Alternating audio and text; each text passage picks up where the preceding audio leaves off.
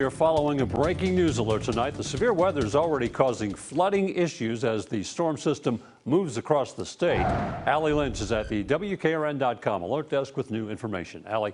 Bob, to the west of us, over in Memphis, that rain is coming down very hard and very fast. Now, Danielle has been talking about the heavy downpours, and this right here is proof of it. Here's video showing at least 2 pickup trucks and a car appearing to be stuck in flash flooding on the south end of downtown Memphis. We're told several men in one truck appear to be attempting to help the other truck out of the water using a tow rope. Now, as for damage closer to home, Kentucky reporting trees down in Fulton, Graves, Marshall, and Callaway counties.